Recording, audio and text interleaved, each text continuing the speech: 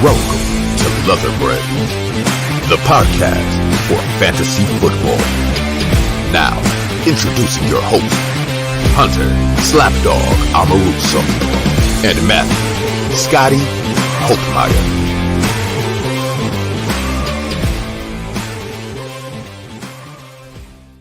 What is up, Brainiacs? We are live and welcome not only to our newest episode of Leatherbrains, but to the year 2023. Alan is with me. How are you, Alan?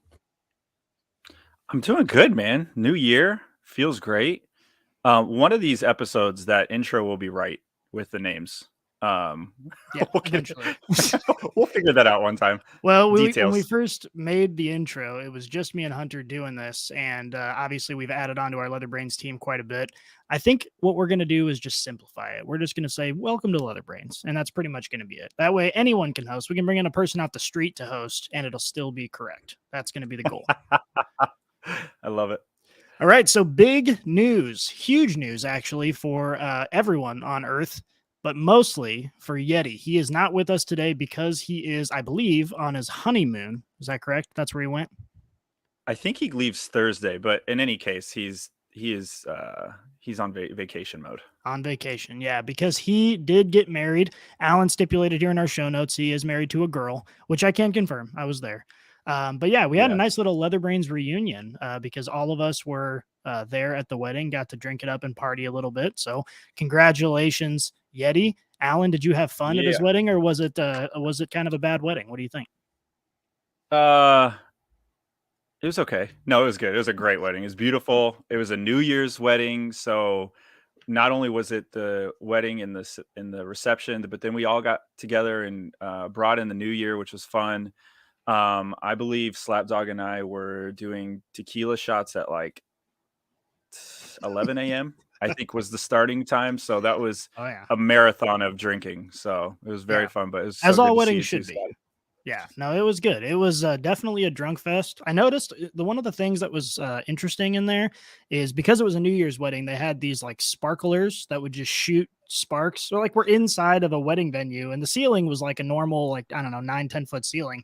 And they're just shooting sparks all over the place. It was a little frightening, but a little bit of danger makes the night a good time. We learned they're cold sparks.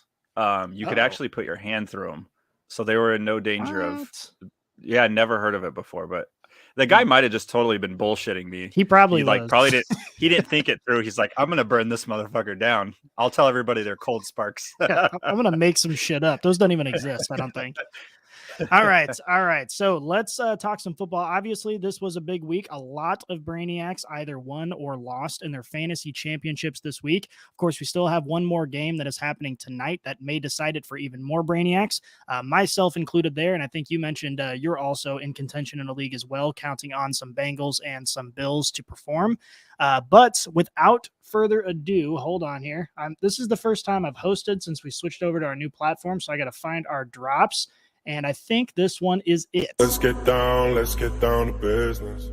All right, we are getting down to business. Oh, God, starting again. Okay, sorry about that. Okay, getting down to business here. First things first, before we get into the recaps of these games, I just wanted to mention, as I was putting these stats together and going through all the lines, this was a terrible week for quarterbacks, like just abysmal for like the vast majority of quarterbacks in the league. There were several quarterbacks that finished with negative fantasy points, and there is a long list of quarterbacks who finished under 10 fantasy points. And that list includes Joshua Dobbs, Desmond Ridder, Justin Fields, Trevor Lawrence, Davis Mills, Teddy Bridgewater, Skylar Thompson, Nick Foles, Sam Ehlinger, Andy Dalton, Gardner Minshew, Carson Wentz, Mike White, Kirk Cousins, Baker Mayfield, and Tyler Huntley. None of those people broke 10 fantasy points this week. How screwed does this make you? Very. I think you'd be trouble to find 10 people that knew who those people were, like just off the streets. I don't know if this is what the NFL envisioned when it was talking about being a quarterback-driven league with Skylar Thompson, Mike White, Sam Ehlinger. Like, no offense to any of them, but injuries, abysmal. Yeah. So a lot of people were counting on these quarterbacks. I know in one of my Superflex leagues, I had to start both Baker Mayfield and Nick Foles. because of injuries. And I think both of them combined for like -1 fantasy points. So it did not go well for me at all. You know what? You know what's fun to do sometimes, especially if you have leagues that piggyback on each other and you can go back and look at previous years, is to like go back like 5 years and see who you were starting in a game and like, Jesus God, what happened? And this is going to be one of those weeks where you go back and look and you're like, I started who? Was I trying? Like you lose all context. You're just like, who? Why? Yeah, no, in that particular league, my quarterbacks I felt really good about because I have Tua and Jalen Hurts. And then, yeah, just because the things happened the way that they did, I've had to put in just some random no names. It's been bad news, but we'll go ahead and get into our matchups of the week. We are going to start with the Cowboys versus the Titans. The Cowboys take this one 27-13. Of course, no Tannehill here and no King Henry. And, without Derrick Henry, this Titans offense looks absolutely terrible. Yeah, I mean, they started Dobbs, which he didn't play terrible. He did turn the ball over, which is something you never want to do as a quarterback, especially if you're trying to get on the good graces of the coaches. Yeah, this game was really weird. It was definitely one of those weird Thursday night games, and it was like I like to say that AFC South fist fight. Like if you're not ready to play one of those teams, this is just what's going to happen to you. Yeah, Dallas, man, they haven't looked polished, but then you look at the last week of the season, they have a chance to get the #1 seed in the NFC. Yeah, which is, it's really weird because, they've had a lot of close calls recently in games that they should have won. I think a big takeaway from this one is, Zeke or Tony Pollard could be so good for fantasy if they would just choose one and stick with them. I think Pollard is clearly the better running back, but without Pollard in, Zeke, 19 carries, he only had 37 yards, but he did get in the end zone. And these guys can be usable, but you don't know who's actually going to be scoring the touchdowns. Zeke's contract is crazy. I don't know if I think they have an out with him in the next couple of years, but if they don't take it, then they have him for the next like 5 years. Are you, pretty down on this running back room? Well, I think them signing Zeke long-term kind of hosed the makeup of their team anyways. Like they had to get rid of Cooper, which I don't think they wanted to do, but they kind of had to. I don't know. I mean, I know we've talked about this in the past. I still don't know why they did that. I don't know why they fell in love with him. He looks slow. He looks heavy. I still have a theory. Like he needs to cut his hair and trim his beard to be faster. I think if he needs every little advantage he can get. So I don't know if maybe he needs to do that, but I don't know what their plan is long-term, but that contract is ugly for them as far as structuring that team. Yeah. Which is unfortunate because, I don't know, man. This team on paper looks really good. And, Dalton Schultz came out and performed. He had 10 targets, caught 7 of them for 56 yards and 2 touchdowns. Any given week, this can be a really good offense, but it just seems like they, when you watch them play, they just don't look like they're putting it together quite yet. Yeah. And the Dallas defense takeaway machine again. I think this is going to be back-to-back years where they lead the league in takeaways, which is pretty remarkable when you talk about the lack of success so far they've had in the playoffs. You got to think that has to help them moving in, especially with Dak leading the league in interceptions right now. And he hasn't even played all the games that everybody else has. So he's giving it away a lot, but the defense is giving it right back to him a lot. So it's kind of like, try it again. Try it again, Dak. Yeah, I think Dak leads the league in interceptions right now, despite being out for 5 games, I think, or he's tied for the leader for interceptions despite being out 5 games, which is obviously not good. We'll see if Dallas chokes. They're kind of known for that, so we'll see what happens. We're going to move on here to the Cardinals versus the Falcons. I don't want to talk about this for very long. I also spelled Cardinals wrong. I'm just realizing that, so disregard that. This game was gross. What are your takeaways here?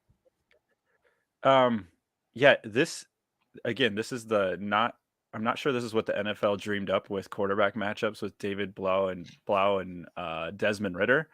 I'm not sure this is like highlighted for the NFL of like something they're going to show on like B-reel or any kind of footage for the rest of the season. This game to me, honestly, was like, it was like a middle school game that you just kind of stumble upon. You just kind of walk in, you're like, oh, there's 2 teams playing here. I don't know who anybody is, but let me watch. And they're so bad that neither team actually could win it on their own. So they had to rely on the other team to not to be worse than they were, and then somebody actually had to win, and then it ended up being a 20-19 kind of decent game on paper if you look at the score. But it was more just because they both just like didn't know how to win. Yeah. Me and Slapdog were talking a little bit the other day about, the quarterback situation in Arizona. He, being a Cardinals fan, is obviously really worried about Kyler Murray.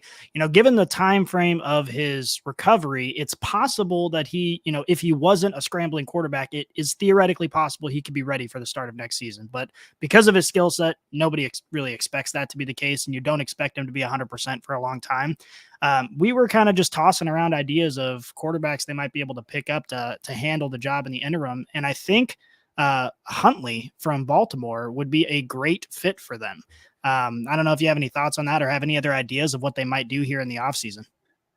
Yeah, that one's intriguing because he's filling in decently for Baltimore. I know they had a rough one this weekend, but I mean, he is a decent option, right? Like you try to keep your offense the same as much as you can because obviously they have their offense geared towards Murray. I was actually listening to the radio this morning, and they were just not even specifically this game, but they're just talking about how GMs over the last few years, they're just, hey, we're going to go out and get a guy that can help us. Like there's like a handful of guys that aren't going anywhere, but it's like every other quarterback seems up for grabs. So it'll be really interesting what happens to all these quarterbacks that we've seen. But Huntley, that'd be really interesting. They definitely need somebody. Yeah, it's going to be an interesting offseason with the quarterback position. There's going to be a lot of roulette going on. The reason Huntley comes to mind, too, is because he's actually on a contract year. So it's interesting to see, depending on what happens with Lamar, given Lamar's injury history, and obviously the Ravens are in the same boat. If they want to keep Lamar Jackson there, they want to have a backup quarterback they can throw in and keep their same system. So if they end up keeping Lamar, it might make sense to keep Huntley. But Hunter brought up the fact that, okay, because Lamar's been injured a lot over the last 2 years, Huntley's been getting a lot of playing time. He's probably going to want some more money on his next contract. So are they, if they pay for Lamar, then they might have to pay a little bit extra for this backup quarterback. And the other thing to consider here is that the league now is moving drastically toward this mobile quarterback stuff. I was thinking about it. We probably right now, like playing the game of football right now, we probably have like some of the best mobile quarterbacks who have ever played football playing right now that we get to see on a weekly basis. So is it possible they're able to find another backup quarterback, or we have other options that they're able to, both in Baltimore and in Arizona pick up and help those teams in the interim? Yeah, I think you highlight a good point with the mobile. I think what the NFL GMs and coaches are looking for now are creative. You have so many quarterbacks that can just go create when everything breaks down. And do they need to be able to run for 10 yards? Maybe, but I think the biggest thing is keeping the play alive, keeping their feet moving. The Tom Brady statues, it's going away. They need the mobility. So in any way they can get it, I think is anybody that can pick up yards. And you see it in college now. Quarterbacks are now starting to play that way where they need to be able to pick up those yardage. So it'll be interesting to see how they play that. But I think with Lamar and his PCL injury, like they're going to have to keep Huntley, I think. So when you say, should Arizona get it? I think Baltimore's probably like, we need to keep this together as much as we can possibly. So we'll see how they treat it too. Yeah. The other big thing to take away here from this matchup is Algiers' usage. He saw another 20 carries, 83 yards, and a touchdown this week. He seems to have taken over this backfield. Now, Patterson did get in the end zone. He saw 9 carries for 42 yards. He went 6 for 8 through the air for another 42 yards and obviously had that touchdown. But it really seems like Algier is the guy going forward. So, going into next draft season, both in redraft and if you're starting up a dynasty league, obviously he has become a lot more valuable going into 2023. Yeah, I think it highlights too what the Falcons want to do at that quarterback position. I don't think they thought Desmond Ridder could win them a game, but I think Algier could win them a game. So let's give the ball to the players that we think can help us win. So looking forward to next year, I know we played out of different scenarios for Atlanta. I think it'll be interesting to see who they bring in to run the show and if Algier will still get all the carries or do they bring somebody in to take those carries for him at the quarterback position? Yeah, no, it is interesting. I think, just tossing names around, someone like Derek Carr would be a decent fit for them. They're not going to have to spend a ridiculous amount of money given how poorly he's performed. And he's someone who's got obviously some experience in his back pocket that he might be able to, come in and help this offense win. But, the other thing is that this team all around just isn't great. They've got some weapons, but I don't think bringing in a veteran quarterback is going to necessarily solve all their problems. So do they want to go that direction, or do they want to go, full rebuild mode? They already got some young skill positions. Do they want to start building around those guys and maybe bring in some young guys and build over the course of time? Or are they going to go try and find one of these veteran quarterbacks to try and, get some wins right now?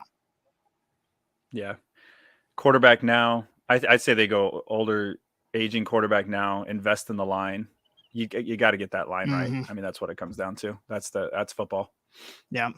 All right, we'll move on here to Bears versus the Lions. Key takeaway here is Justin Fields, even though he can run for 132 yards, he still might not give you any fantasy points, which is interesting.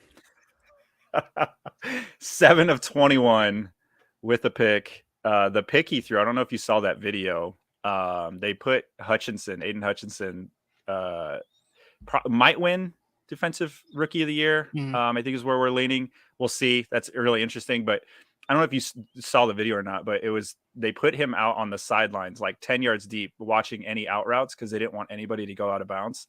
And Fields threw it right to him. So very odd. That this game was super surprising. I don't think anybody would have predicted this, obviously. I know I said it last week. I thought this was going to be a big game for Fields. I thought he'd have a lot of success. I thought he'd rack up a ton of points. I thought if you were waffling on a quarterback and needed to get it, some sneaky championship points, this could have been it. But boy, was I wrong. Nobody did anything for the Bears. It was literally nothing, just nothing. Yeah, no, it was tough. And honestly, you look at Justin Fields and you look how effective he is. I mean, he's averaging over 13 yards a carry in those 10 carries. So he's scrambling around. He's making things happen. But only making 7 completions, you're not going to get anything with that. So even if he turns in just like a regular performance through the air, I think he would have been perfectly usable. And that's the thing, going into next season with Justin Fields, he's got to be real high on the quarterback radar because of that, because he has to perform this bad in order to not be a valuable fantasy asset, which you can't imagine is going to happen very often. If you have a quarterback who's going to rush, I don't even remember, he's on some sort of streak now with rushing over 100 yards. And I think he broke the record for that streak. So, Justin Fields is someone who is going to be valuable going forward. One other thing to touch on, we did mention in the last episode, Cole Kmet. We thought that he was going to be a relatively safe start given how sad the tight end landscape was, and his touchdown saved him. Otherwise, he would have been absolutely useless. So that's good that he got in the end zone. We're still kind of dealing with this Swift Williams back and forth here. Williams is dominating the carries. Swift is dominating the passing work. Swift finish, I think both of them were pretty useful. Swift had 11 carries for 78 yards and a touchdown, went 4 for 4 through the air for 39 yards and another touchdown. And Williams got 22 carries for 144 yards and a touchdown. So both of those guys were really good. Going into next season, this is still a pretty big question mark as far as what this backfield is going to look like. Just again, well, I think you would have been good because you had both, didn't you? You could have started. This would have been a safe week to start both, right? Yeah, unfortunately, I got knocked out of that league, so it didn't matter for me. But it's okay. It's okay. That's even worse that they both did that, and you're knocked out. I had one of those. Again, we say this every freaking week. You just never know with these running backs, and you'd almost just have to roll the dice and just see. And this week it was nice and evenly split. Like Swift didn't get the carries on the ground, but he got those touchdowns. He got the receiving touchdown to offset it. So it's kind of like if you had to flip a coin between both, like you look at it, and you're like, all right, well, it's the best that I could do either way. It will be really interesting to see how this team is shaped up for next year. Goff, I was really impressed for him. Very just surgical, 21 to 29. He looked good. I know I started him a bunch this year. I know he's caught a lot of flack, but it's like it's a quarterback league. As he goes, the team goes, and he was steady, not turning it over, and then you get to the score we got to this with 41-10. Yeah, I'm looking at his contract right now. So he signed a 4-year. Oh no, that's old. I don't know. I'll have to look at it.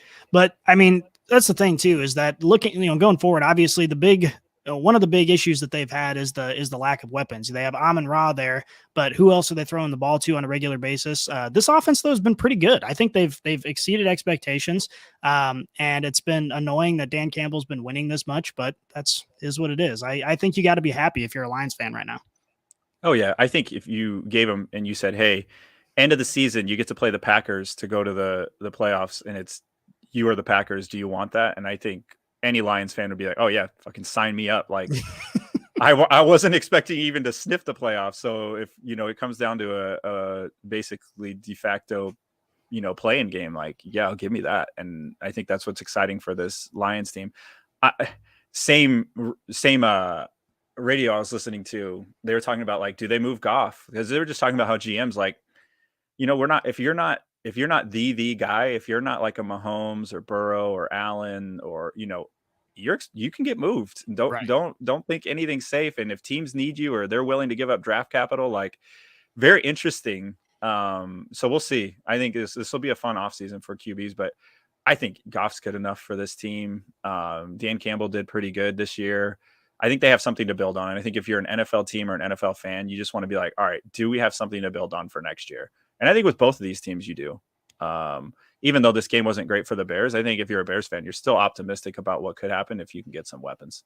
Yeah, they're definitely trending in the right direction. And they lost Khalil Herbert for a big portion of this season, and I think he's the better running back in that backfield. So that was a big blow for them. They have to figure out the passing game a little bit for the Bears, but you got to be happy with Fields. Once they realized their quarterback can run the ball, all of a sudden this offense looked dangerous, which is what you want over in Chicago. There was one more thing I wanted to mention here, but I can't remember it. So we'll just go ahead and move on to the Jaguars versus the Texans. This is another gross one. What are your takeaways? Yeah, boring was good for the Jags this week. Again, bad for the fans. Jags just kind of just beat them up all around. Very balanced offensive game. 29 carries on the ground, 29 pass attempts. They just kind of like chipped away at them. Nobody like I would say outside of like ETN, which he was kind of the horse. 108 and a touchdown, 32 receiving yards, kind of that nice all around fantasy output. Other than that, there was just like it was boring. It was very boring. Not much happened. There was a defensive touchdown, but the Jags did what they needed to do. Right, they needed to win this game to stay alive, and they also set themselves up for a title game, AFC South title game next week against the Titans. So once again, another fan base, if you said, hey, end of the year, you have a win and you're in scenario with this team, you'd be like, shit, after everything I had to put up with Urban Meyer, I'll take that. And, Lawrence has looked good this year and ETN's looked good this year. So we have teams that are like lower on the radar as far as like hype, but I think make for some very interesting draft scenarios for next year if you're in a redraft. Yeah, I think the one big blot on the season for Jags fans is this Christian Kirk contract, because he just has not lived up to the money that they have to pay him. But outside of that, you're happy with Zay Jones, you're happy with ETN, you're happy with Trevor Lawrence's progression. Looking forward into next season when we're talking about drafting quarterbacks, Trevor Lawrence has got to be a favorite, going into that draft, because you're not going to have to pick him real high, but he is someone that has proven that he can be effective week in and week out. Yeah, it comes down to that draft strategy. And I know I've said mine is really like, I love taking QBs late. I think you can get a lot of value. You got to load up on wide receivers and running backs if you can.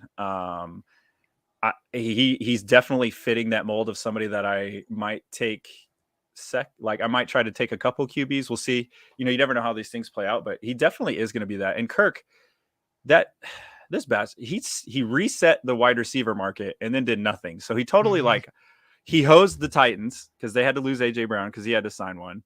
Obviously, like Tyreek, like all these people started wanting more and more money for wide receivers, and then he actually didn't do anything. So as the guy that kind of like set everything on fire for the wide receiver market in the offseason, he is definitely a sore spot for the Jags and an otherwise great season, I would say, overall for them. And obviously, because all they got to do is beat Joshua Dobbs and the Titans. I don't even know if Derrick Henry is going to play, and you're in. Mm-hmm. And so kudos to them. Kudos to that team for sticking together after the year they had last year.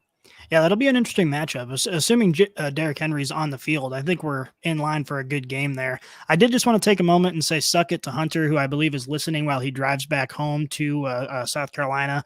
Hey, Hunter. Hey, Kate. Suck it, Hunter, because he said that when we were having our discussion last week, that he would rather start Zay Jones over Devontae Adams.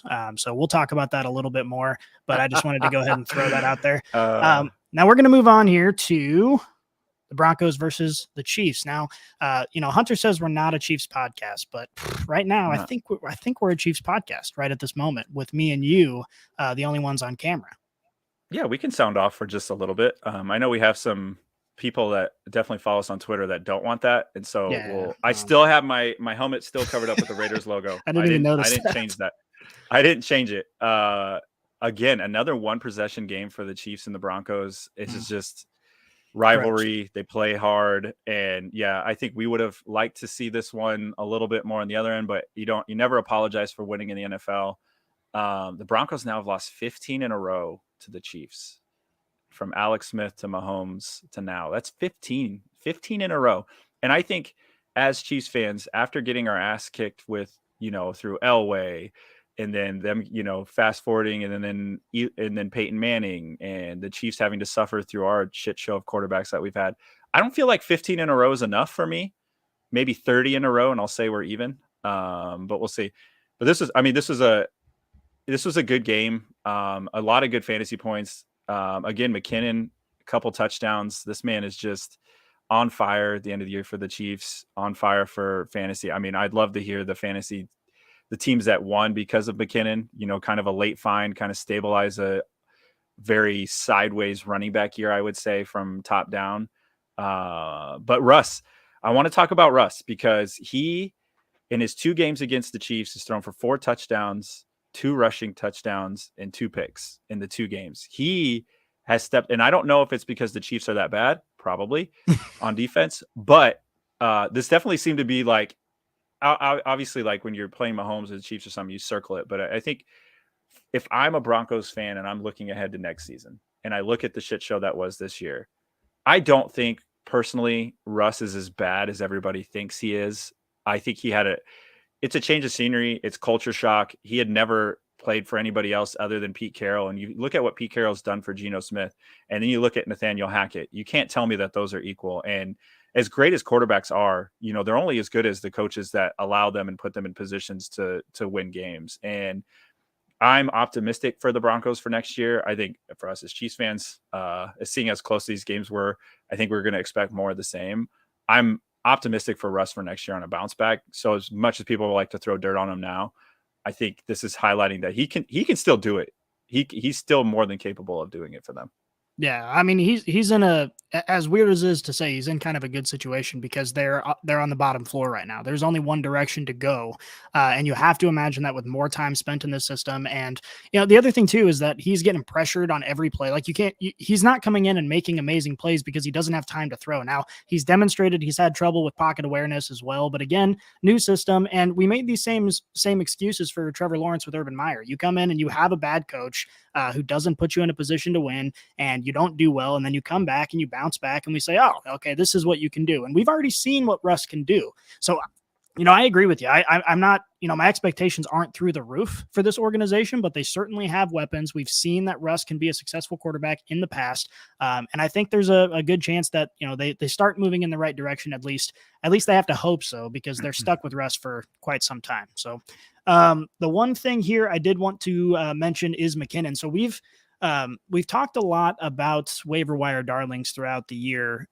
Do you think McKinnon takes home that trophy as the waiver wire darling? I think so. I think when he turned it on, especially if you were hurting for running backs or you had guys go down or you weren't sure and you picked him up, he's almost like an Eckler. If you look in the same division of how they use Eckler, like he gets the ball on the ground, he gets it out of the backfield. I think Pacheco, obviously he takes a lot of those ground yards and attempts, but he's looked good. I think it's very interesting for him moving forward. I think he kind of resurrected himself. I think people forgot about him. If you're not like a Vikings fan or follow NFL closely, like he's been really good. And I think he has to. This is so many touchdowns he's had in like a 4 or 5 week span. Well, and what's really interesting is that, obviously he's made a lot of explosive plays, but with him as the back in the red zone, the Chiefs offense can do so much more. It's a Swiss Army knife of an offense at that point in time when you have him side by side with Patrick Mahomes in the red zone. And I think that's what they've discovered. And that's why he's getting all these touches or in all these touchdowns, because when he's back there, they're not one dimensional. They can go a million different directions with the football and they become a lot more dangerous. And that's why he's getting in the end zone. Yeah, there's only one football. So if somebody's getting the football in the red zone, that means somebody like Kelsey is not, which for your fantasy teams going into the championship rounds, Kelsey hasn't put up the same amount of points. He's been targeted a lot. I mean, I think he was targeted 10 times for 7 receptions, but he wasn't getting those big explosive plays or he hasn't been getting those touchdown looks. Mahomes did look for him in this game once and it was picked. So he was trying to get him the ball, but obviously when you have a good defense, they're smart and they know who to look at. And so looking at Kelsey, that's kind of the flip side. If you were relying on Kelsey this week, you're kind of like, damn it, because you needed those points and he had those looks. Mahomes becomes the third quarterback in history with multiple 5,000 yard passing seasons. And he didn't need the extra game. So no asterisks. He didn't need the extra game. 5,000. He joins Brady and Breeze as the only quarterbacks with multiple. Yeah, and he's doing it with this offense. And I think these stories kind of can combine, Travis Kelce and Patrick Mahomes' success because, with this offense, the way that it is structured, Travis Kelce is the primary receiving threat. And so because we lost, or I say we're a Chiefs podcast, because we lost Tyreek Hill, obviously the receiving threat has significantly downgraded and teams can focus on Travis Kelce. And we've seen Travis Kelce sort of underperform expectations over the past few weeks because of this. And this is also, I think, in part, like you said, why Jerick McKinnon is seeing so much success, because he's just another receiving threat that we can go to that's not Travis Kelce. But it's just extra impressive what Patrick Mahomes is able to do with this team. I mean, we've been harping on it all year, but he's putting together an MVP season. One can make the argument that this is the best we've ever seen Patrick Mahomes because he's able to do this without the weapons that he's had in past years. So, he's got my vote for MVP. I know that doesn't surprise anybody, but I am looking forward to him getting that award. Next up here, Dolphins versus Patriots. As a Dolphins podcast as well, this is a sad one to see here, but obviously the Dolphins are just not healthy. Yeah, war of attrition league, man. If you're not healthy at the right time, it's just really going to hurt you. You look last year with the Rams with their run, that offensive line was like completely healthy going into the playoff run. And you look at this Dolphin teams, and yes, they do have all of the playmakers. Tua's hurt. Tua got another concussion. He was out. And so now you're having to put guys in to like round out the year that you're not expected to with Teddy Bridgewater. And then he gets hurt and you have to put in Skylar Thompson. And so it puts a lot of pressure on those playmakers to whenever they do see the ball, they have to make a big play. And it just cascades down to the team. And I think with the Dolphins, you're seeing that right now. It's just those injuries will just freaking kill you. And it's happening on both sides of the ball for them at the absolute worst time. Yeah, I mean, they did a good job spreading the ball around, they being the Dolphins. Mostert and Wilson both got Mostert got 8 targets. Wilson got 7 targets. Tyreek got 7 targets. Waddle got 5 targets. Gesicki got 4 targets. I mean, they're spreading the ball around. It's just, when you don't have your starting quarterback and people are banged up, it's just tough to put something together. We got to look over on the Patriots side of things. Mac Jones went 20 for 33, 203 yards with 2 touchdowns. Harris and Ramondre really split the work here. They combined for 17 carries, 74 yards, and 5 receptions between the two of them. Obviously, Jacoby Myers, he got in the end zone, 6 for 9, 48 yards, and that touchdown that saved his fantasy day. And then a couple other tight ends here getting in the end zone, or Thornton got in the end zone, and Hunter Henry, finished 5 for 6 for 52 yards. So, overall, not the most exciting game, but it was close, and you have to hand it to the Patriots for putting something together here. Yeah, this was the coaching experience game. You give Belichick glaring weaknesses, and the Dolphins highlighted with those injuries. He exploited them, and this is kind of what you get. And this is kind of what Belichick does. He'll pick you apart if he can. If you have something he can exploit, he will freaking exploit it. And so shout out to them for putting together the win. It just sucks if you're a Dolphins fan, and we are a Dolphins podcast, that you're watching this team that on paper you're like, they could win. They could make some noise, and it's just like they just can't stay healthy. Yeah, it's really honestly, I think since the day we decided we would be a Dolphins podcast, they've started to fizzle out. That's when they lost all of their momentum. So it might be our fault. Kiss of death. We gave that's them the kiss of death. All right, next up here we have the Colts versus the Giants. Nick Foles, man, he's dead. He's dead to me. We talked a little bit about it last week when we were talking about the fantasy implications for some of these offensive weapons, and Foles just looked bad last week. He looked bad this week, and then he got injured and left the game. He didn't do anything, and Ellinger didn't do anything either. No, that hit he took from Kayvon Thibodeau was pretty brutal. It looked like he was like convulsing or having a seizure. It was really weird. And then if you didn't see the play, so Kayvon Thibodeau for the Giants sacks Nick Foles and then rolls over and starts celebrating by doing a snow angel on the ground while Nick Foles is like seizing and convulsing. Very, very odd. Jeff Saturday came out and called Kayvon Thibodeau tasteless and trash. We'll put quotes around those for his snow angel celebration. And then he doubled down and said he was pissed at his lineman that he didn't stand up for him, which I agree. I would have, if I was that lineman and I saw this guy dancing on Nick Foles' grave, I would have done something to like stand up for him. But very weird play, very, very weird lopsided game. Giants are in the playoffs. Very interesting to see what they do next week. Because I believe, do they have the Eagles? Was that right? Did I see that right? That I don't know. Hold on, let me look that up. But anyways, they're in the playoffs. Shout out to Danny Dimes. I know I've said it a few times. I think, Dable, you saw what he did with Josh Allen, and you see what he's done this year with Daniel Jones. And you look at early on in Daniel Jones' career, much like Josh Allen was a turnover machine. He had 23 turnovers in 2019, 16 in 2020. He had 10 last year, and now with Dable, he's down to 8. So he's protecting the ball, and whatever Dable is doing is really helped him.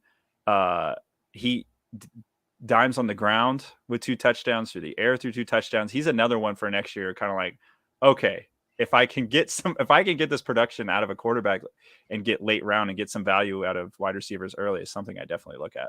Yeah, 100%. I mean, you saw Danny Dimes go 19 for 24, 177 yards, 2 touchdowns. He also had 11 carries for 91 yards and another 2 touchdowns. That gives him a clean 40 fantasy points. There are a lot of fantasy managers who lost in their championship to Daniel freaking Jones, and that's got to feel bad. But obviously, he came out and played well. All right, we'll move on here to Saints versus Eagles.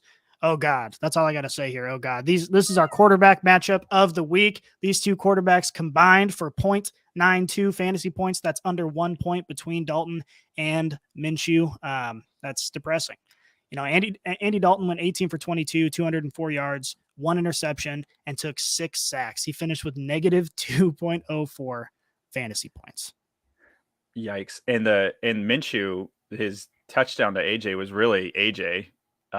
He got it and then just scampered. I forget how long it was, but it was a long one. And if you take that off the board, it's even worse. So shout out to AJ Brown for like helping us a little bit in that department. But yeah, it was not good. QBR of 11 for Minshew. There was the only magic he did was like convincing us that he had magic. I think for this one, it was just a very ugly, boring game. And the Eagles are still playing for that number 1 seed. So even though they're in the playoffs and they're good, they have a very realistic shot to lose the number 1 seed. And the Giants do play the Eagles. And I know Daboll was talking about maybe sitting Daniel Jones next week and sitting Barkley next week because they're already in. And so they might have done the Eagles a favor because I think the Eagles just need to win and they get that 1 seed. So we'll see how this plays out. But this game itself was just gross. Let me ask you this: Does this change the MVP discussion for Jalen Hurts? We talked about it last week. Minshew came out and they ended up losing the game, but Minshew played well. He looked perfectly competent. It looked like this offense was so good it could carry anybody. And then you see Minshew come out and not do anything this week. Does that lend more credibility to Jalen Hurts' abilities? I think a lot of people view the NFL like they play Madden and you can just swap guys in and out and things are the same. And you have to remember that there's coaches on the other side that need film. And you see it this week, even with the Raiders and the Niners, Stidham did his thing, right? Like, and you didn't know what to expect. And so I don't think last week should have done anything for Jalen. I think Jalen Hurts is, you could argue now, is the reason why they almost had that 1 seed locked up so early. Unfortunately, it's just going to come down to statistics. So if Jalen doesn't get it, it's really just going to be because he's now sat 2 games where he didn't add to his totals, which the old, you can't make the club in the tub thing. Like, you can't win the MVP if you're in the tub either. So that has nothing to do with it. I think they need him healthy. They need to get the 1 seed too. So I think Dable tipping his hand that he might sit Daniel Jones and might sit Saquon might have done the Eagles a favor, because they might be able to rest even more. But we'll see. We'll see what happens. Yeah, that'd be interesting. Just 2 second strings going up against each other, so they don't have to actually use any of their guys before the playoffs. But it is worth noting here, even though Minshew Magic seems to be dead this week, Devontae Smith went 9 for 13, 115 yards. AJ Brown 4 for 9, 97 yards and a touchdown. These receivers still put up good numbers. If you have these guys on your fantasy, rosters, you're not at all upset about it. So, the Eagles are still a good team, so nobody needs to be concerned with that. We'll move on here to Panthers versus the Bucks. The Bucks take this one 30-24. The Bucks, they finally clinched the NFC South with a blistering 8-8 record. This game was fun to watch. I don't know if you had a chance to watch this one. Bucks had to come back. Darnold didn't look bad. He just had 3 fumbles, which is very Darnold-esque. That's like his tagline. He didn't look bad. He just turned it over too much. And that was definitely true in this one. DJ Moore again showing out. He had 117 yards receiving and a touchdown. The story in this game, though, is finally Tom Brady and finally Mike Evans broke out of the slump. And I had them both in a money league, because I was like, you know what? I think this could play out long term. And I'm out, obviously. So this one felt very personal. It felt very directed at me as a human. And I've never met either of these guys, shocker, but it did feel very personal. Brady going 34-45, 432 yards passing, 3 touchdowns, and Father Tom with a rushing touchdown. Boy's using his legs. He's got his legs.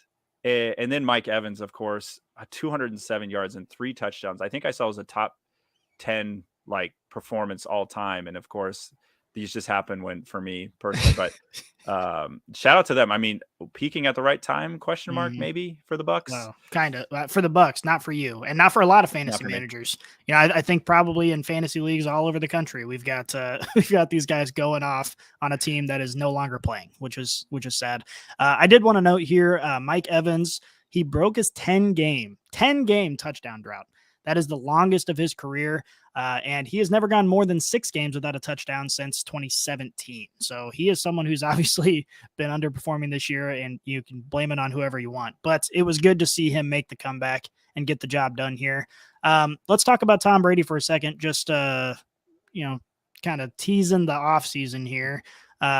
You think he's going to retire, first of all? And if not, you think he's going to be on this team or another team?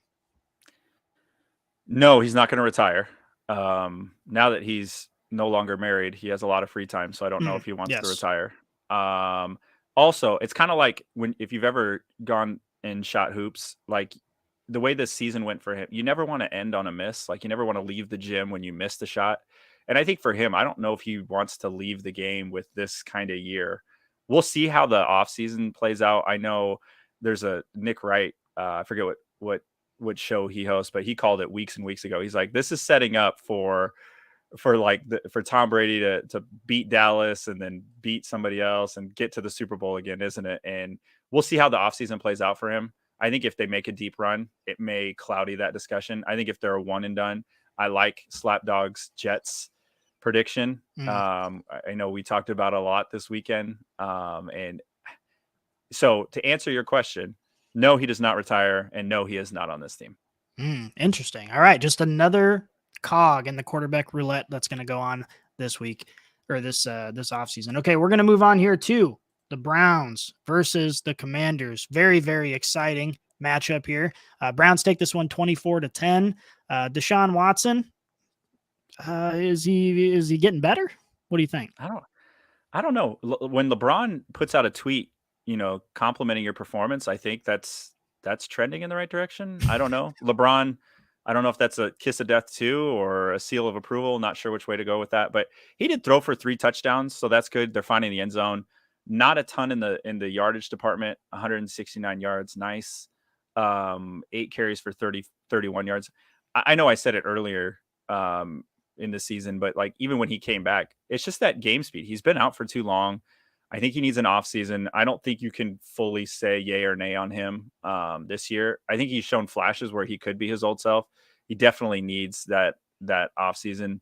But Nick Chubb continue to be the workhorse. And I think the other thing is Cooper eclipsing the 100-yard mark on just 3 receptions, and 2 of those receptions were touchdowns. So it's kind of that feast or famine for him, and it definitely worked out this week.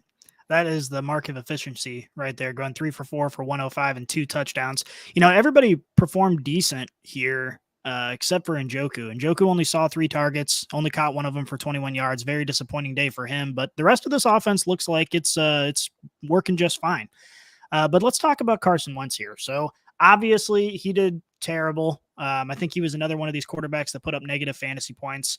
He went 16 for 28, 143 yards, 3 interceptions, 3 carries for 7 yards, but he did get a touchdown there, and he took 3 sacks. Was putting Wentz in, now in hindsight, a terrible kiss of death type move? I would like to break down the Commanders' books to see if there was some money reasons why they couldn't play Heineke more. I wonder if he had something in his contract that alluded to him starting X number of games and they have to pay out a certain amount, because even the fans at the end of that game were chanting for Heineke, and that's just awful. And if you're Wentz, I feel bad for Wentz. Ever since that injury he had with the Eagles, he has just not been the same guy, and that just happens, right? Like, this is what it's an attrition league, right? Like, body blows, everything counts. And I don't know why they did it. It wasn't to win games. I can tell you that much right now. They didn't put Wentz in to win games. So I don't know exactly what their thought was, but that was just nasty. Yeah. That was not good. It's coming down to the point now where you're like, it seems like Wentz's career is done. At least as a starting quarterback. Maybe he'll be able to ride the bench on a team for a while, but you just can't envision a team now saying we can get Carson Wentz and it's going to be a good move. We've now seen him fizzle for several seasons and just not look good, not look like a winning quarterback. So you think he's going to end up being a backup? You think he's good enough to be a backup at this point in time? I was just going to say that. I was like, if he can tone down, I was thinking when you were talking, like, if he can tone down his expectations, put his pride aside, I think he still has tremendous value for a lot of teams in a backup capacity. He's not going to win you games, but he could definitely steady a room, especially if you have like a young quarterback, or, he just gives you somebody that's been there, done that type scenario, but that's pretty much it. But I don't know why I thought of this too, but I thought of Chase Daniels, because you think about somebody that's just like career backup. It's like, God, what a life it'd be just to be a backup. Like, no pressure. I'm just hanging out, making money, collecting checks, not putting a helmet on. So would you rather be a backup quarterback? Because obviously then you have an opportunity, or you might have to be thrown into the game to, change the course of the game if your starting quarterback goes down. Or would you rather be a kicker and have like 1 or 2 plays every, so many weeks, every handful of weeks that really matter? Quarterback for sure. Kicker, there's a lot of pressure on you. I wouldn't want that. I wouldn't want to be a starting quarterback because I'm not trying to get hit. I'm a bitch, so I don't want to have to get tackled. So holding a clipboard and just like looking nice on the sideline and like clapping for my starter, that would be a dream, absolute dream. Yeah, take home, a clean $500,000 a year. Never have to. You basically work out for a living. That sounds pretty great. I'm not going to lie. One thing to note here is that Brian Robinson did see a lot of volume, 24 carries, only saw 87 yards of those 24 carries. Disappointing. I thought he was going to have a big week this week. I don't know if he was one of my starts, but he was definitely someone that I was real high on, and unfortunately just was not very efficient because this offense looked really, really bad. So let's get to the best matchup of the week. This one that I really would love to talk about, 49ers versus the Raiders. This was an unexpectedly awesome game, obviously, with Jarrett Stidham and Brock Purdy going head to head. Another one where, you look in the preseason and you say, okay, what do we do if there's a Brock Purdy, Jarrett Stidham matchup? and no one's excited for it, but it ended up being the best game of the week, I think. Yeah, script writers were in full force. They let these offenses play. This was a great game. I ended up watching this whole game. I had to turn away. What game was on at the same time? God, I can't even remember. Oh, it was the Packers Vikings. We'll get to that one. Gross. But so I ended up watching this full game. Purdy looks amazing. Stidham looked great. We'll see how Stidham looks in the finale, but that definitely didn't do Carr any favors.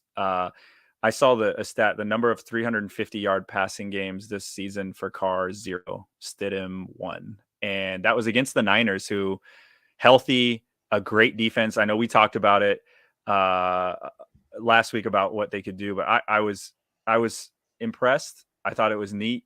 The game was fun. All the stars were making plays. It was great. It was a great game. Yeah, and Jared Stidham has taken a lot of the headlines, obviously. But I think one of the biggest takeaways from this game is Josh Jacobs and this Raiders, running offense. Because, the 49ers give up a lot of yards through the air, but they are a stout run defense. And there are a lot of people saying, I need to sit Josh Jacobs. And I can't blame you for sitting Josh Jacobs, given this matchup. Backup quarterback, one of the best run defenses in football. If you got another option, maybe go with it. But he ended up being just fine. 17 carries, 69 yards. 1 touchdown. He went 4 or 5 through the air for another 26 yards.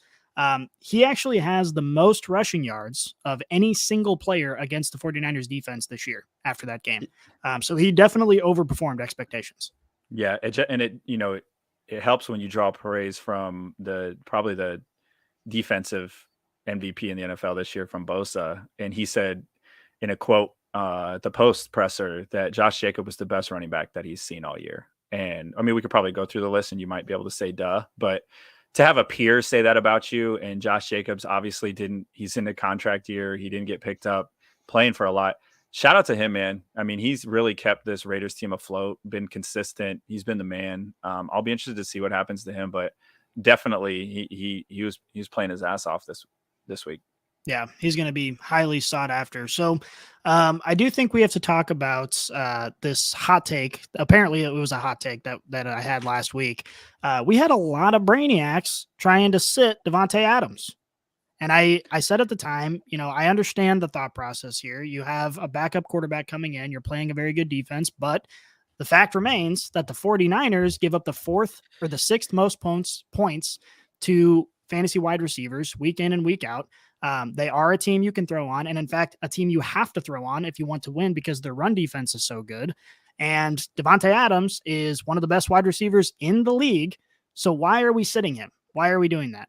And I understand it was high risk, but my rationale was I would rather lose with Davante Adams on my starting lineup than lose with him on my bench, putting up 30 points.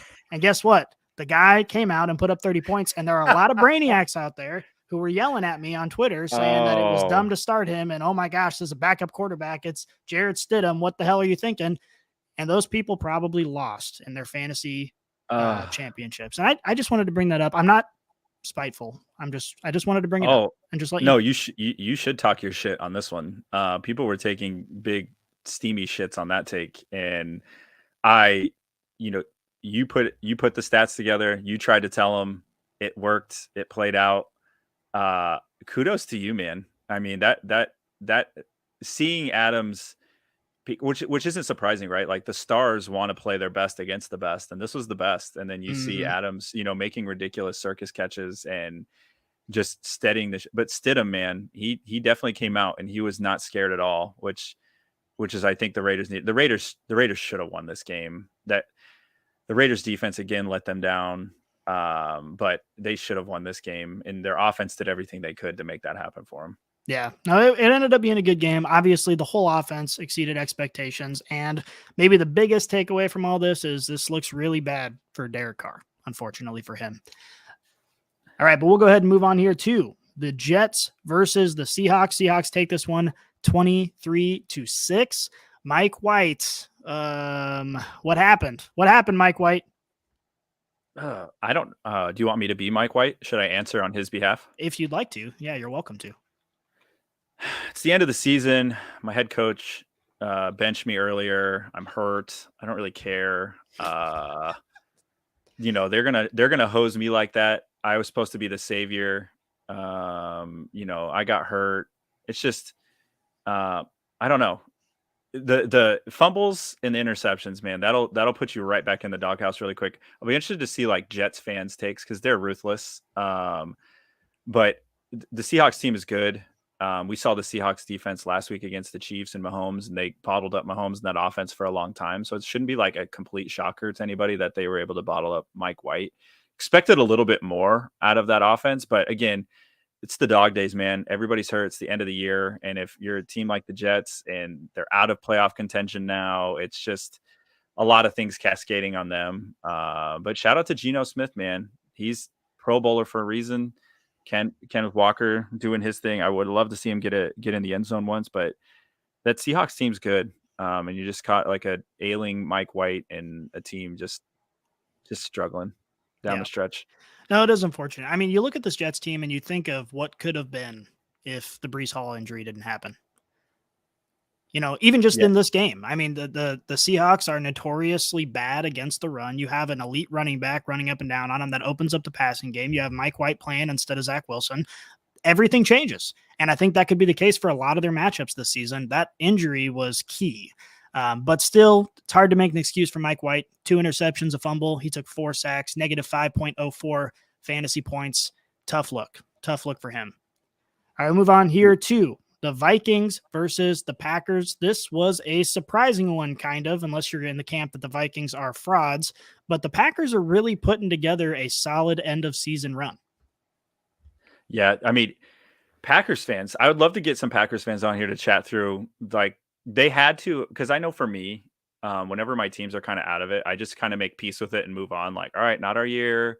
And then they bring hope back. And now you have hope all the way back. And you're 1 win away from being back in the playoffs, which from an NFL perspective, not having Aaron Rodgers in the playoffs seems kind of wrong. So it's kind of nice to see them put this together. And they're doing it a lot on large part to this defense and special teams.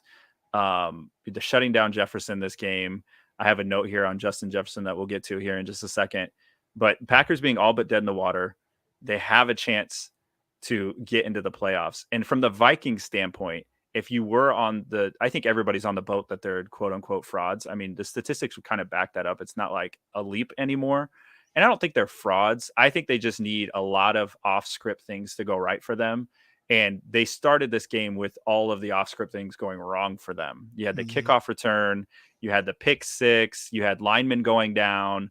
It just snowballed on them in a hurry. And you're at Lambeau, they're fighting for their lives. That was just a recipe for disaster for them. And it happened all the wrong ways for them this week, where it had been happening all the right ways for them the previous weeks. Yeah, I mean, if you started Kirk Cousins, if you started Justin Jefferson, I'm sorry that you lost your fantasy championship. Kirk Cousins put up -2. Yes, another quarterback putting up negative fantasy points. Justin Jefferson targeted just 5 times, only caught 1 of them. And I see you have something to say here about Justin Jefferson. Yeah, Justin Jefferson, his 2 worst fantasy performances were in week 17 last year and week 17 this year. So if you rode the Justin Jefferson train to the championship game, odds are he totally hosed you in the game itself. So maybe don't draft him next year if you want to win it. I don't know what you do, or trade him before the playoffs. I don't know what you want to do there. But yeah, that's unfortunate timings. Obviously, I'm joking. He's obviously one of the greatest wide receivers we have in the league right now. And so that's just what shit timing. And this is the part of it that's gambling, right? Like, as much as we think we know, when we put all these, the prognosticators have all these ins and outs, and then you just run into a game like this and you're like, well, shit. Yeah. So thought experiment for you, looking ahead to, you're in a 12-team redraft league going into next season. You have the number 1 pick. Are you picking Justin Jefferson, Jamar Chase, Austin Eckler, Christian McCaffrey? What are your thoughts? Eckler's interesting because he's been a touchdown machine. He should be in the Pro Bowl. That's kind of a sham that he's not in the Pro Bowl. Eckler, I feel like, got hosed. Eckler is just, he kept the Chargers season alive, but that's just my soapbox for a second. I have always grown up being, and this is like old school fantasy drafting, where you go get 2 running backs right away because they're going to be your workhorses. They get all the touches. NFL's changed. Like, you're not, even on teams that use their running backs a lot, they're using multiple. Unless you get one where they're like very exclusive to that one running back, like a Ken Walker or like an Eckler, like it's going to be tough sledding for you to like lean on that. I thought about this many times, and I kind of convinced myself that I'm just going to take a wide receiver right away. So if I have the number 1 pick, I'm probably going to take Justin Jefferson just because, like, you see how the game's played now. You need somebody that's going to, put up those huge points, who's going to get the lion's share of targets, who's going to do all that stuff for you. It's definitely flipped a little bit over the last 5-6 years from how you want to draft to really focusing in on those wide receivers. Well, and what's interesting too is we're going to have to see how the offseason plays out, but we don't know if Kirk Cousins is going to be the one throwing the ball. We don't know who's going to be throwing Justin Jefferson the ball. That can make all the difference in the world there. It could raise the stock even more or send it, crashing into the ground. And that's interesting. The other thing to think about is you are correct that the running back situation in the NFL right now from a fantasy perspective is bleak. It's very difficult to predict who's going to be the workhorse. But that makes those workhorses so much more valuable. If you were the one person in your league to have Josh Jacobs this year, holy crap, that made all the difference in the world for you. So it's interesting to see. I think I would probably take Justin Jefferson first right now as well. But if somebody took an Austin Eckler first, I couldn't blame you. I don't blame you at all. Yeah, and if the 49ers running back room didn't go to shit, like McCaffrey would be in that same boat where you're like, I shouldn't have taken Jonathan Taylor. I shouldn't have got Christian McCaffrey. I shouldn't have done all this stuff. Not that you would have foreseen the trade anyways, but like it's definitely like and I've seen this in a lot of my leagues where like back in the day, it used to be, I need to get the 1 or 2 pick. Like I got to be up there to get that guy. And now guys are like, let me let everybody drafting ahead of me fuck up and make all the mistakes. And then I'll get like some top end wide receivers towards the back end of the round. And I think now it's going to flip where like now you almost want to get up there because you think they're going to take all the good wide receivers, and there's plenty, but like it's like those top end wide receivers are just really setting you apart this week or this year. And I'd love to do a postseason breakdown where we look at and maybe get some screenshots of championship teams from our listeners, where we look at what the breakdown was for those teams that made it to the end. I know we could calculate who performed the best overall fantasy, but I'd like to see how these like get a flavor for a lot of these teams and how they're structured and how they won. Because I think it's just going to be very telling how the drafts and the pre-draft stuff will work for next fantasy season. Yeah, 100%. And not only that, on the Kirk Cousins point, the entire league is going to be shifting quarterbacks in the offseason here. So obviously wide receivers have proven to be extremely valuable, but how much of that is going to be impacted by the roulette going on with quarterbacks? I feel like the mock drafts where we rank draft positions are going to change week in and week out throughout the entire offseason because of that. It's going to be interesting. One thing to note here on the Packers side, they're playing for a play-in spot for the playoffs now. The Detroit Lions. The Lions have been very, very good outside of 1 week in the last 10 weeks against the run. So this is going to be an Aaron Rodgers put the team on his back kind of situation. What do you think the prospects are here? You think he's going to pull it out? Do you think Allen Lazard's going to have a great game? Doubs going to have a great game? Or do you think the Lions are going to shut him down? This is going to have to be Aaron Rodgers' thing, right? Like if you're that organization and you're the coaches in that room and you're saying what you got to live or die by Rodgers, in my opinion. Jones, he played great. He had over 100 yards rushing, but he's still banged up. Like even Rodgers has talked about it many times. Like Aaron Jones is playing through some stuff right now, and Dylan is great, but I think you got to set up a game plan where Rodgers can kind of get after it. What's interesting is like you have some good defensive talent on this Lions team. I think Hutchinson could impact the game in a big way on the defensive side. The game is going to be fun. I think rewind many years ago, you'd have been like foregone conclusion, this is going to be bad. I think this is going to be really telling where these two teams are when we watch this game to end the season. Because this isn't just end the season and we'll end the year and see how it goes. Like they're playing for their lives. This is next week essentially starts the playoffs for 4 teams. And this is going to be basically another playoff performance for Aaron Rodgers to try to get the bad taste out of his mouth that he's had through his whole career. And can he do it? I don't know. I'm hoping some of their weaknesses don't flare up. I'd love to see Rodgers in the playoffs, but you got to lean on him when you're going up against the Lions. Yeah. I can't even imagine the storybook ending that would emerge if Aaron Rodgers takes this team deep into the playoffs. It would be so amazing. I'm honestly pulling for them to a pretty heavy degree. And I am not at all a Green Bay's fan just because I want to see that happen. All right, we'll move on here to one of our last matchups. We got 3 more left here. Rams versus the Chargers. Chargers take this one easily, 31-10.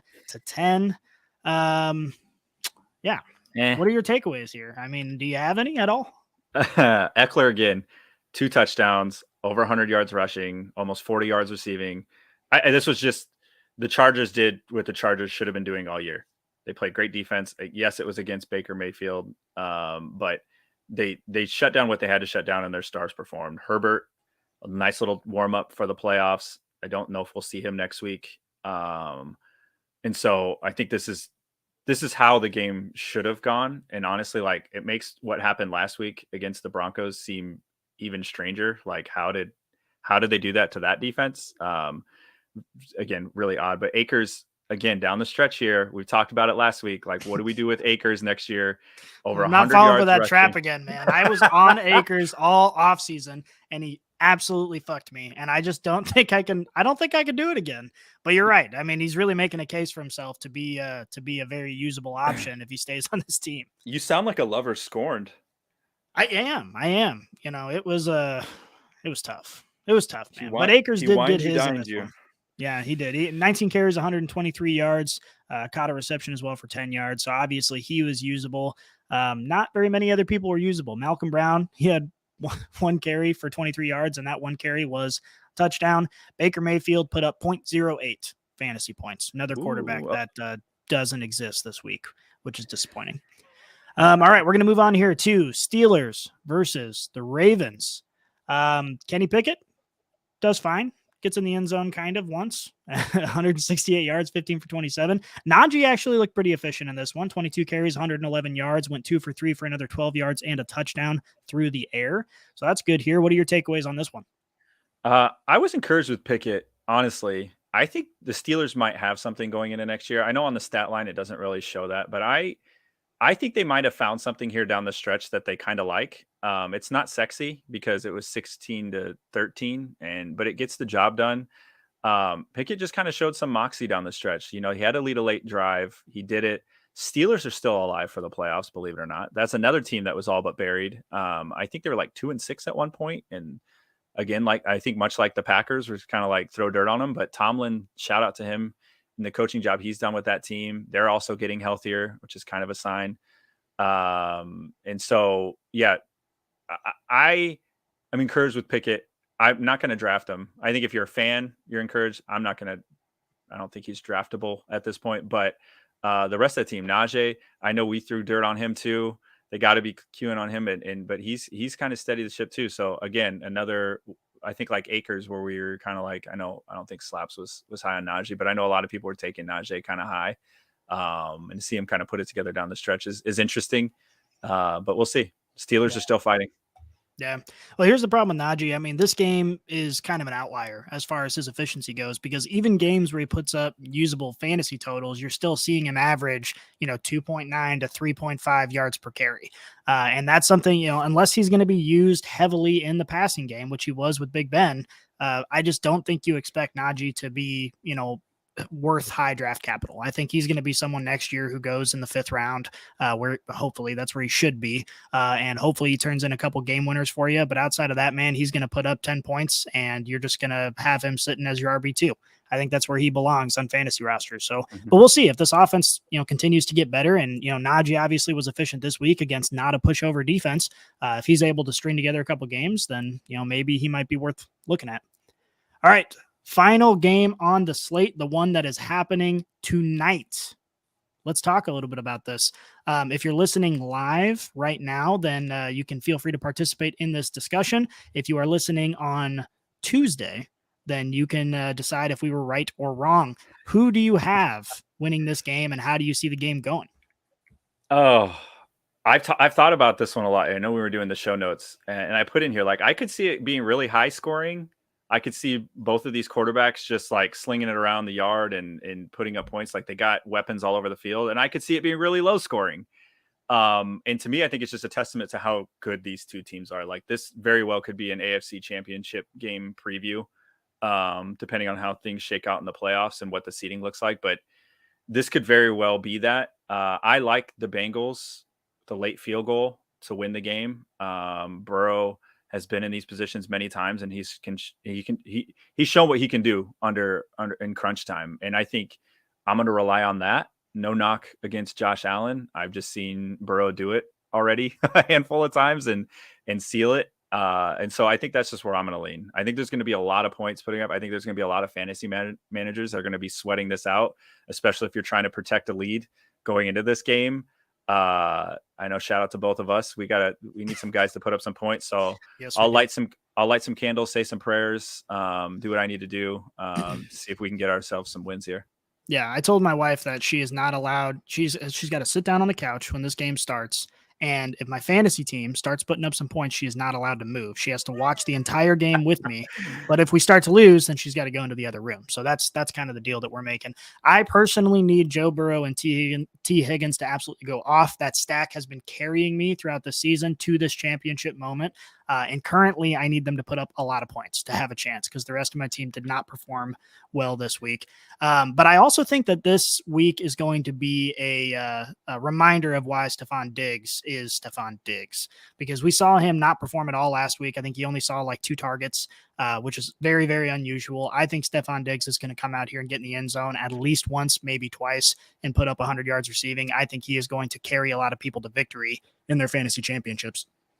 Yeah, I'll be interested to see how this. I mean, like I said, the game script for this one's going to be interesting because it could very well be like both teams just lean on their running games and then we're both hosed, which is probably what's going to. Now we've spoken into existence, which is going to be. It's going to be like a 17-13 game or some shit like that, and nothing's going to happen. But yeah, I like where you're going with Diggs. He needs one before the playoffs. It's one of those, again, basketball analogy. You need to see one go through the hoop before everything. The ammo's live in the playoffs. So I look for him to target. I think Allen will be very direct in targeting Allen early or Diggs early and often. I think they have to get him lathered up early to loosen up that defense, and then I think that's when you'll start seeing Josh Allen's legs and running backs' legs for the Bills. Yeah, I agree. I'm hoping for a shootout, as everybody is, except for those people who are trying to protect a lead in their championship game. But I think football fans want a shootout. I'm really, really hoping for that, and I am rooting for the Bengals in this one, just given my fantasy matchup. But you said you think the Bengals are going to take the win? Yeah, I like the Bengals. I like the Bengals like a 24-21 type game, which I think there will be a lot of yards. I think the points will be tough to come by, but I think a late field goal for the Bengals wins it. I think I'm going to take the Bengals 35-28. I think we're going to see a few more touchdowns here. But we'll see. We'll see how it plays out. I am looking forward to it. And for all you Brainiacs who tuned in to our podcast here live, thank you very much for doing that. For all you Brainiacs who are listening on your favorite podcast app, be it Apple Podcast or Spotify or wherever you might find us, thank you for doing that. Please feel free to leave us a rating, leave us a comment. And also, by the way, obviously this season is coming to an end here. We've made a lot of hay by answering Brainiac questions live. Start and sit questions, waiver wire questions, all that good stuff. As we go into the offseason here, we're going to be looking at rankings for your redraft leagues. We're going to be looking at a lot of dynasty information. But most importantly, we are still available here to answer your questions. So please do not hesitate to reach out on Twitter. Please don't hesitate to comment on stuff on YouTube, whatever you need to do to get a hold of us. We are going to be here answering your questions, and we're still going to be doing episodes 2 times a week all the way through the offseason, giving you the information that you need. Is there anything that I am forgetting to say? The only thing I'd say is drive safe, Katie. Drive safe, Hunter. Yes, drive safe. Yeah, yes. And text us when you're home because we're worried about you. Thank you. All right. Yes, please text us. Okay, well, that's it. And we are out. Thank you for listening to this episode of Leather Brains. If you enjoyed the show, please consider subscribing and leaving a 5-star rating on your favorite podcast app and YouTube, as well as following us at Leather Brains on Twitter and Instagram. If you're looking for specific fantasy advice, including draft advice, trade insight, starts and sits, or even if you want our thoughts on your sports bets, please feel free to send us a DM on Twitter for an answer and a chance to have your question featured on a future episode. Again, thank you for tuning in, and we'll be back before you know it.